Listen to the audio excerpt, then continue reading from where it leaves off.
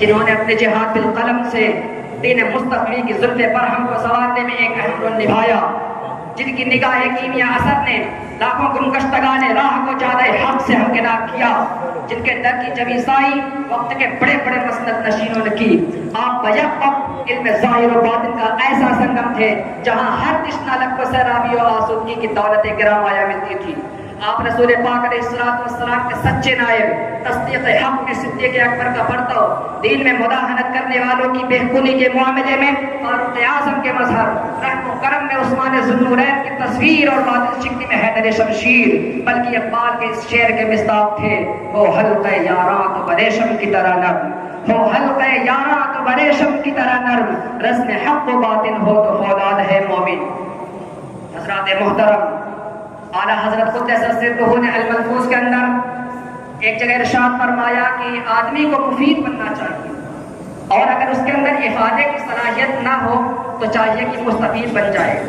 خانوادہ رضویہ کا یہ پہلو بڑا ہی عظیم ہے کہ وہ مستفید بننے کے بجائے مفید بننے کو ترجیح دیتا ہے۔ حضور مفتی اعظم ہند علیہ رحمۃ و رضوان کی ذات جماعت اہل سنت کے لیے کتنی مفید تھی، اور آپ کی ذات سے قوم و ملت کے کتنے فوائد وابستہ تھے، اور آپ کی بابیس شخصیت کے بر صغیر ہند پاک پہ کیسے کیسے اثرات مرتب ہوئے، ان تمام کے اظہار کے لیے ایک دفتر بھی ناکافی ہوگا، پھر بھی تشنگی باقی رہے گی۔ عزیزان ملت اسلامیہ، آج اصحاب علم و فن ہو یا ماہرین سیاست، اہل دین و دانش ہو یا ارباب شریعت و طریقت، ہر فرد آپ کے نقش پاک و نشان منزل، کردار و عمل کو نقش حیات اور نظر و فکر کو نصب العین بنانا کامیابی اور سرفراز سے سمجھتا ہے۔ آپ کا وجود مسعود اگر ایک طرف قول و عمل کا سنگم اور تقویٰ و طہارت کا مرقع تھا، تو دوسری طرف بے شمار دینی و ملی سیاسی و سماجی تحریکوں کا بانی و محافظ بھی تھا اور معین و مددگار بھی۔ آپ کی انقلاب آفرین شخصیت کی وسیع النظری اور دور اندیشی کا اندازہ لگانا ہو تو جامعہ اشرفیہ کی تحریک کے ساتھ آپ کے تعلق اور لگاؤ کی رودات پڑھیں کہ کیسے کیسے حوصلہ افزا کلمات سے نوازا ہے،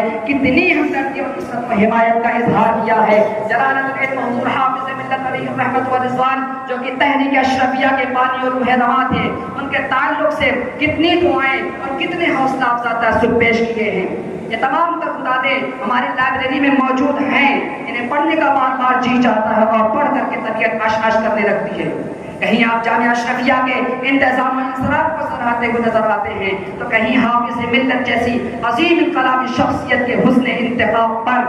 انتظامیہ کو تعداد تحسین سے نوازتے ہوئے نظر آتے ہیں، اور کبھی اشاعت فتح و رضویہ کے تعلق سے اعتماد کا اظہار کرتے ہوئے فرماتے ہیں کہ آپ لوگوں کے علاوہ کس سے توقع ہو سکتی ہے۔ اور صرف یہی نہیں بلکہ حضور مفتی اعظم ہند علیہ رحمۃ و رضوان نے جامعہ اشرفیہ سے گہرے روابط کا اظہار کرتے ہوئے وہ کار نمایاں انجام دیا جس کی مثال ملنا مشکل ہے۔ وہ یہ کہ بریلی شریف سے رمضان المبارک کے مہینے میں جو اشتہار شائع ہوتا تھا،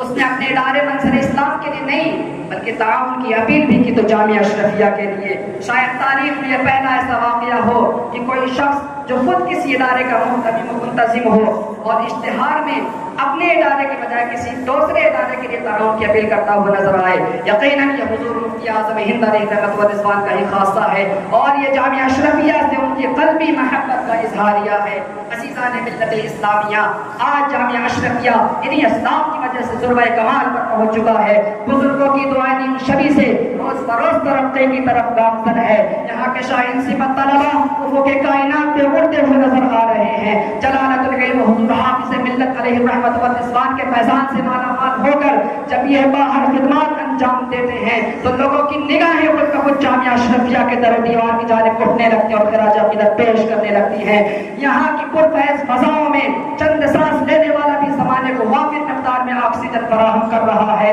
یہاں کے گاروں پر تو فیض ہوتا ہی ہے، یہاں کے ناکاروں پر بھی فیض کی جھماجھم بارش ہوتی ہے۔ عزیزان ملت اسلامیہ، ہمارا یہ مادر علمی صرف ایک ادارہ نہیں ہے بلکہ قوم و ملت کی امانت ہے، بزرگوں کی دعائیں اجابت ہے، اسلاف کا ثمرہ تلاوت ہے، جماعت اہل سنت کی ضرورت اور حافظ ملت کی جنت ہے۔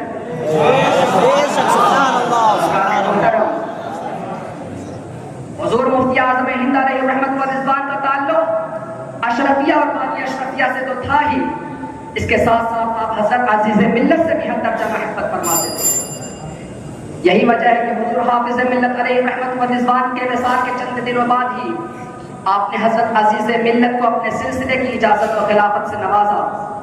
اور دعا فرمائی کہ سلسلہ عزیزی کا یہ سرسبز و شاداب چمن ہمیشہ لہلہاتا رہے۔ الجامعۃ الاشرفیہ